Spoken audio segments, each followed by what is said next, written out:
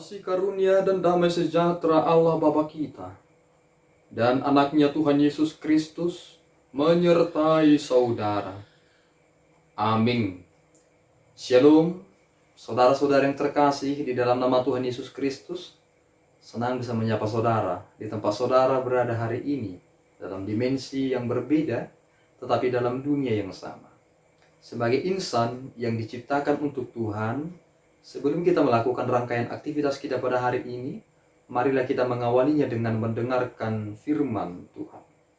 Shalom, selamat pagi. Pembacaan firman Tuhan untuk kita di pagi hari ini terdapat dalam Yesaya 62 ayatnya yang kedua. Beginilah bunyi firman Tuhan. Perikop pembacaan keselamatan Sion akan datang dengan segera. Ayatnya yang kedua, maka bangsa-bangsa akan melihat kebenaranmu, dan semua raja akan melihat kemuliaanmu. Dan orang akan menyebut engkau dengan nama baru, yang akan ditentukan oleh Tuhan sendiri. Demikian pembacaan firman Tuhan untuk kita. Shalom, selamat pagi. Saudara-saudara yang terkasih di dalam nama Tuhan Yesus Kristus, apa yang dinanti-nantikan oleh orang-orang Israel akhirnya akan tiba. Suatu pemulihan yang baru akan segera nyata.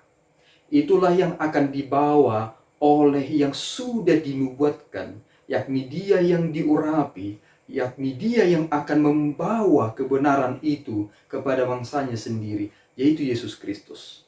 Penantian panjang itu akhirnya mendapatkan penggenapannya ketika Sang Mesias itu lahir di Yerusalem. Ini menjadi suatu perenungan yang sangat luar biasa, saudaraku. Bagaimana Tuhan itu memulihkan dengan begitu detail bangsa pilihannya sendiri. Tuhan izinkan bangsanya memang porak-poranda, tetapi itulah cara Tuhan menjadikan mereka sebagai bangsa yang tidak boleh dipandang sebelah mata. Mereka dihancurkan tetapi tidak menjadi lenyap. Mereka diporak-porandakan tetapi mereka tidak pernah musnah dari dunia ini. Hanya ada satu bangsa yang akan tetap dan tidak akan lenyap, yaitu bangsa Israel. Dan keistimewaan mereka adalah dari bangsa Yahudi jugalah Allah kita itu dilahirkan. Saudaraku yang terkasih di dalam nama Tuhan Yesus Kristus, bangsa-bangsa akan melihat kebenaranmu. Dan semua raja akan melihat kemuliaanmu. Orang akan menyebut dengan nama baru yang akan ditentukan oleh Tuhan sendiri. Inilah penghiburan yang sangat luar biasa yang dinanti-nantikan oleh orang Israel. Sebagaimana kita pada saat sekarang ini sedang menanti-nanti kedatangan Yesus Kristus yang kedua kalinya, itulah sebenarnya yang membuat kita semakin berapi-api dalam penantian kita. Apa yang membuat kita semakin bersemangat dalam hidup ini? Ketika kita menelaah salah satu pandangan yang kita coba lihat dari kitab Tesalonika, ternyata salah satu yang membuat seseorang itu tidak memiliki dasar yang kuat untuk sesuatu hal di masa depan karena lemahnya pengharapan. Pengharapan itulah yang terus dibangun oleh Yesaya kepada bangsa Israel. Dan pengharapan itulah yang terus dibangun kepada kita hingga saat ini. Bahwa pada masa depan akan ada pemulihan. Dan itu akan dinyatakan oleh Yesus Kristus sendiri ketika Dia sudah datang ke dunia ini. Pernah ada sebuah lagu yang diciptakan oleh orang berkulit hitam. Dia berkata seperti ini, aku akan mencangkul kapasku, dan selamanya aku akan mencangkul kapasku. Dan ketika langit terbelah menjadi dua, dan Yesus datang, aku akan bersujud di kakinya di atas kapasku. Ternyata pengertian yang dia peroleh dari pekerjaannya membuat dia terus-menerus menanti dan berjaga.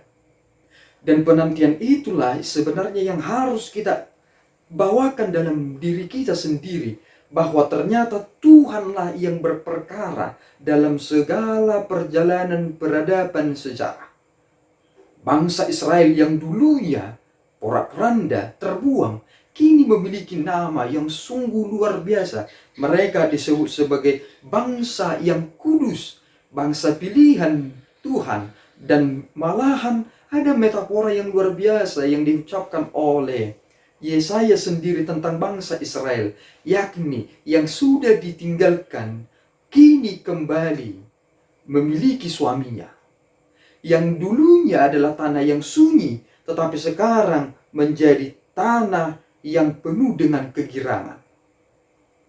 Yang dulunya mereka menanam anggur tetapi tidak menikmati, tetapi sekarang seorang pun yang bukan dari bangsa Israel tidak akan mengambil dari hasil tanamanmu. Artinya itu menjadi suatu keluar biasaan. Jika kita memperoleh kemerdekaan kita, bukankah itu menjadi sukacita yang terbesar? Jika aku bisa menanam tanamanku tetapi statusku menjadi yang terjajah, yang ku tanam itu meskipun itu menjadi milikku, itu bukanlah mutlak milikku, karena akan ada yang merampas itu. Tidak ada ketenangan di sana. Tetapi ketika aku sudah dimerdekakan, maka apa yang kutanam itu aku akan menikmatinya. Mari saudaraku mengerti satu hal. Pengharapan kita di dalam Kristuslah yang membuat kita terus bersuka cita. Karena apa yang kita kerjakan sekarang ini seharusnya adalah buah dari keselamatan itu. Mari terus berpengharapan, karena pada suatu saat orang juga akan berkata kepada kita, benar, kamu adalah anak-anak Allah. Tuhan Yesus memberkati. Ya Allah Tuhan kami bersyukur atas anugerah-Mu yang memelihara hidup kami. Engkau yang memulihkan hidup kami Bapa, dalam status kami, dalam keberadaan kami. Dan kami serahkan sepenuhnya ke dalam tangan-Mu.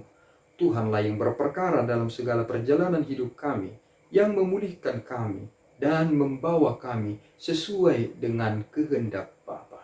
Ampunkan dosa kami ya Tuhan, dalam Yesus kami berdoa dan mengucap syukur.